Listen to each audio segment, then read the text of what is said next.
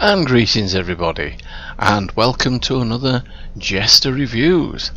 And today we will be doing the last review of my 23rd century ships with a look at the Atlas prototype Dreadnought.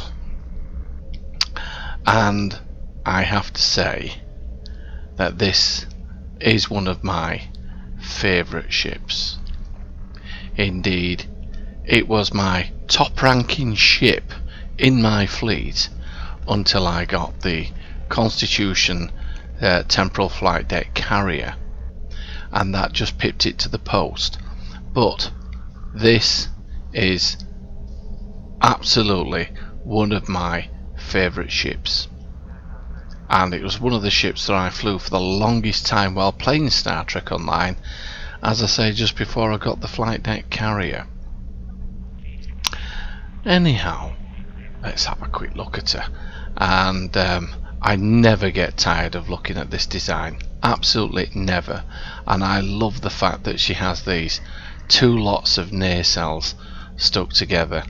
It gives her a really chunky, meaty look. And yes, she's definitely a Dreadnought. She's designed to give damage, and she's designed to actually take some damage as well. Yes, absolutely a thing of beauty,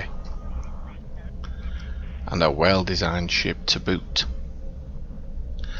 Well, instead of me going around and around and around and making you all dizzy, let's have a quick look at the build.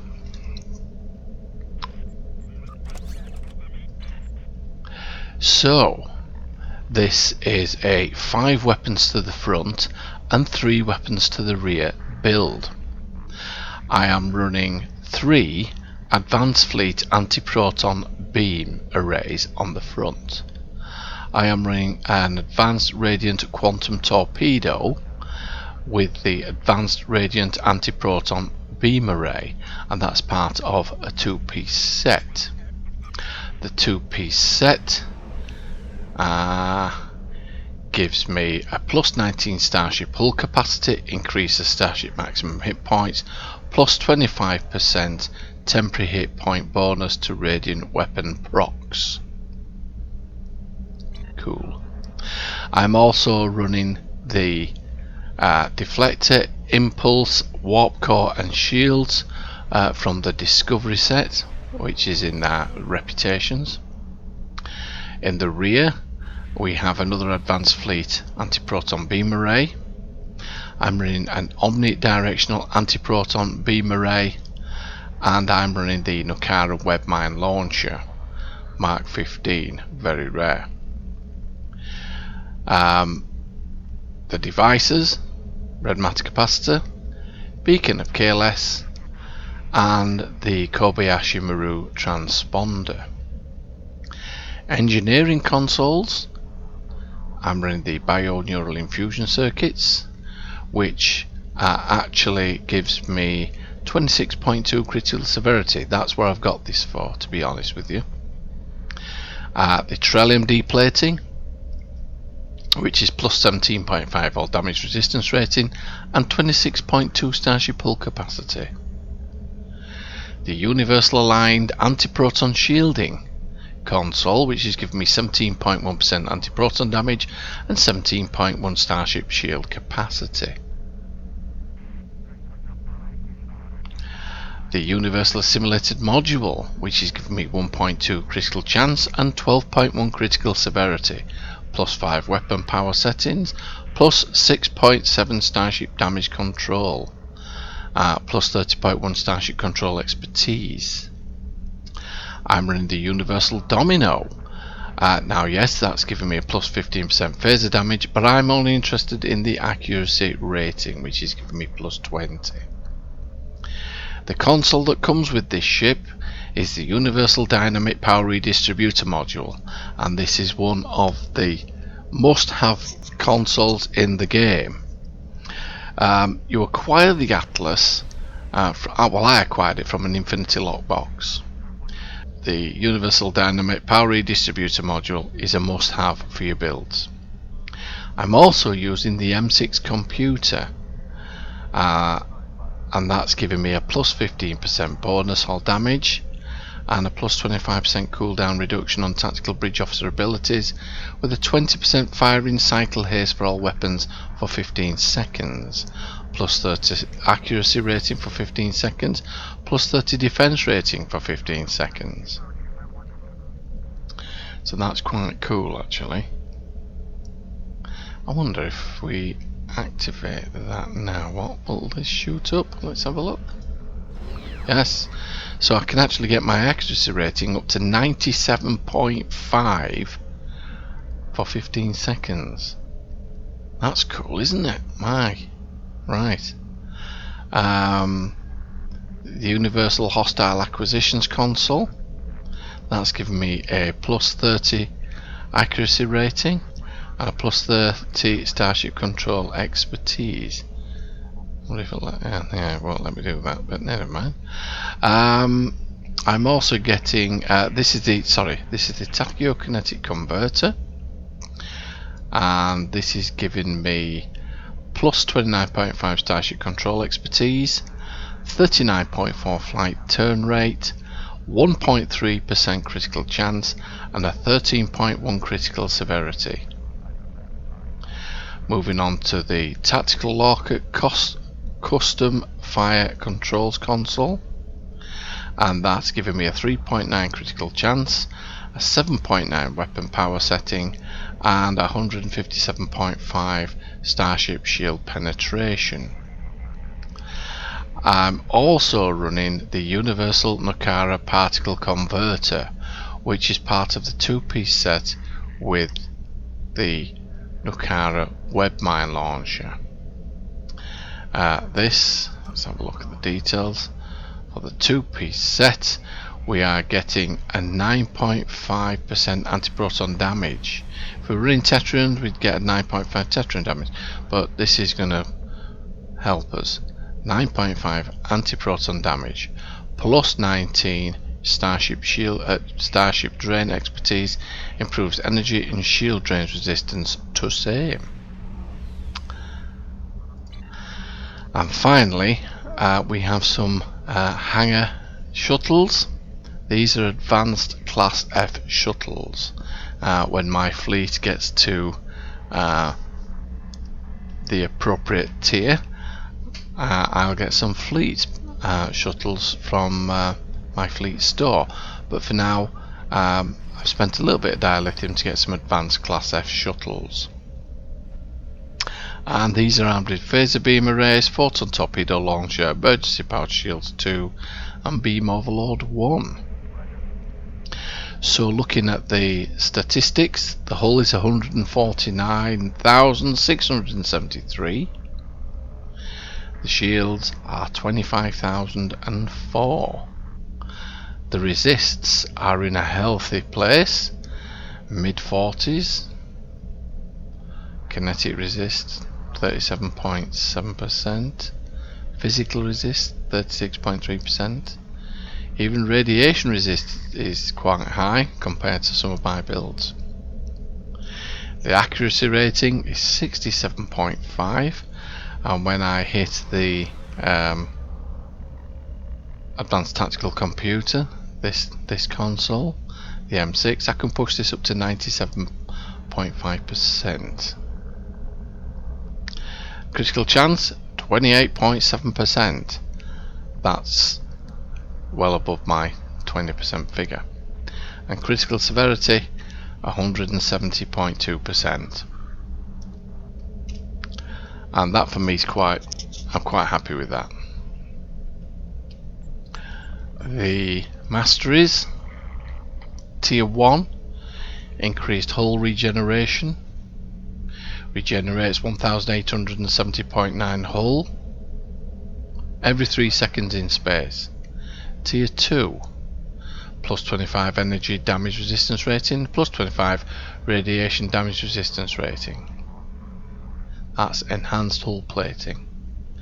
Tier 3 devastating weaponry, increased critical chance, 2.5% critical chance.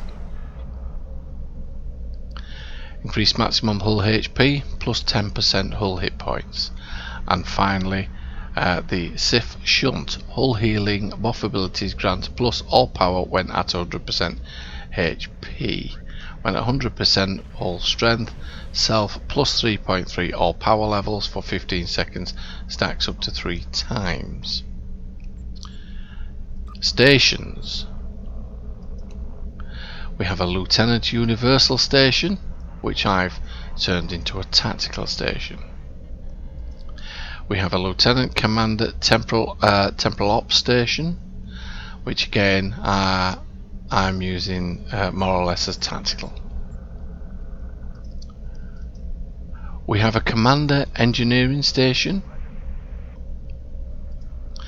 and we have a Lieutenant Engineering Stroke Command Station. So basically I'm using this as an engineering station. And finally we have a Lieutenant Science Station. My skills. These are my skills. Yes, I wonder if I should have improved targeting expertise. Attacks will successfully hit your targets. I think I shall revisit that actually and readdress that. Yes, I think I shall go back and try and get these abilities at some point in time. So there's my skills tree. Now, I also wanted to just show you. Oh, hang on. The stations.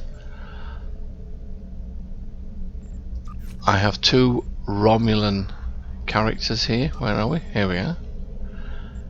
And these actually give you extra critical severity and critical chance. And where's the other one? There it is.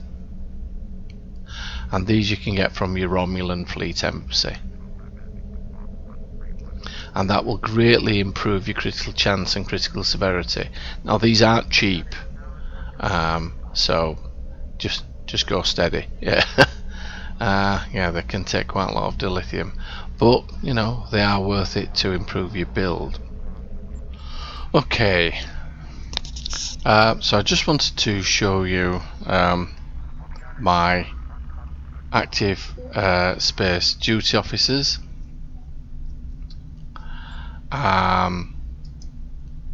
Here I have an energy weapons specialist officer, another energy weapons specialist officer, tactical, another warfare master space, a Breen. Having this officer on active duty will increase all of your damage output when in combat versus Tholians on both space and ground maps. Here we have another Jemadar tactical specialist, energy weapons officer. Chance to reduce the time of any subsystem targeting attack to recharge after use. 50% chance reduce remaining recharge time by 15 seconds. And here we have a Tholian duty officer, and his specialist space speciality is having this officer on active duty will increase all of your damage output when in combat versus Tholians in space, which yeah, that will come in handy later.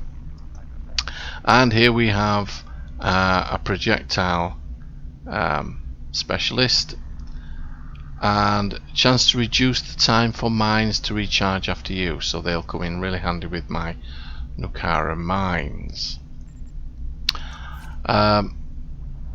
Now then, I have an interesting question here for someone, if you can help me. This has been plaguing me for a couple of days, and I've not been able to find an answer, but maybe you'll be able to help me. This officer here is an energy weapons officer, a specialist. Now I've been trying to swap these officers over, and as you can see, I'm having no luck. This officer is exactly the same, and let's try and swap him. Put on active duty.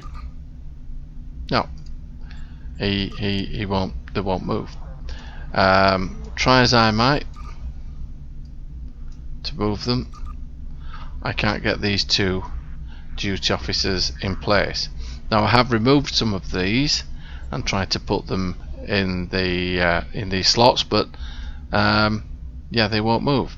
So any help you can give me with that would be greatly appreciated, because I cannot understand why these duty officers won't swap over. I'm obviously missing something. So let's take this ship, the USS Revenant, into battle, shall we? And let's see how she performs in a Japori run. And then we might even go on and have a go at some Tholians. So, see you in just a little while.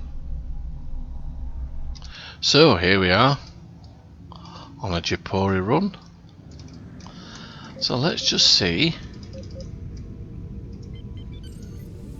how much damage she can do.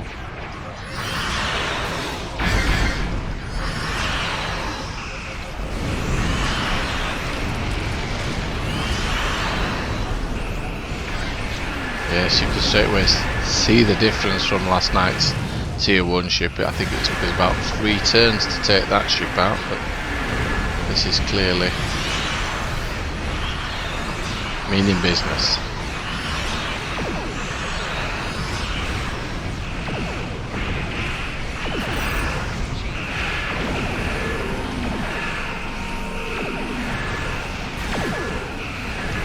My.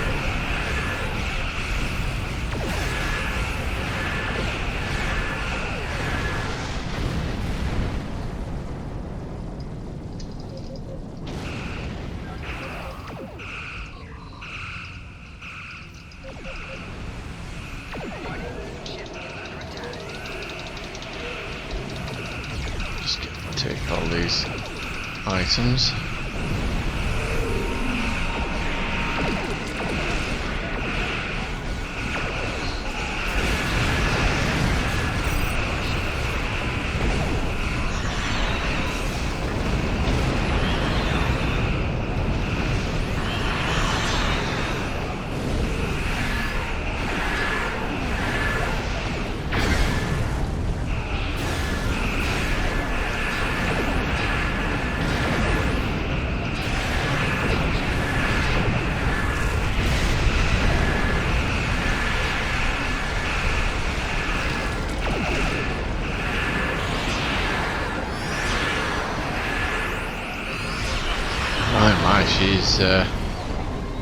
She's lethal, isn't she? She's quite an exceptional ship.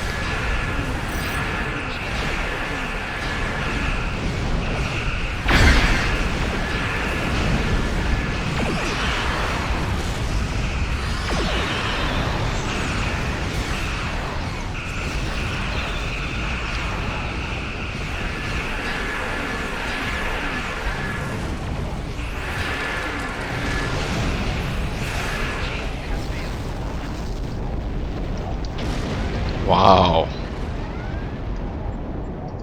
Well, there we go. We have we clearly cleaned them up quicker than what we did last night with the tier 1, didn't we? Very impressive indeed. Okay, I think what we'll do now is we'll take her into battle with some Tholians. I mean, it would be rude not to, wouldn't it, seeing as how we've got some duty officers who are ready to go with it. Oops. So, I shall see you momentarily when we enter into battle with those pesky Tholians. See you in a bit. Well, here we are. We're about to take on the Tholians. Let battle commence.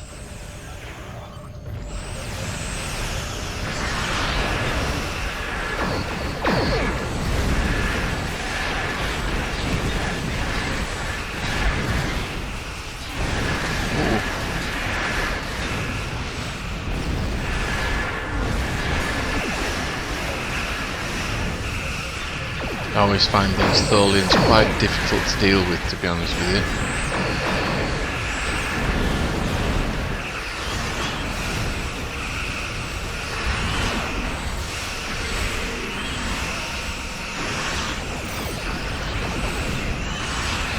And the Tholian web mines are something that I'm not keen on either, to be honest, but that's why I've started using them myself, to give them a little bit of their own medicine.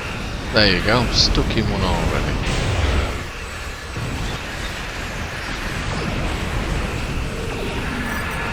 Didn't do much good though, did it? Right, that's that one done. That's the next one. There's one. Let's give them the good news.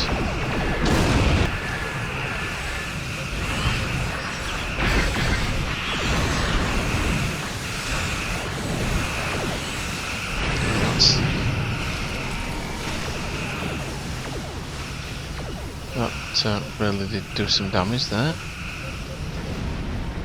Wow.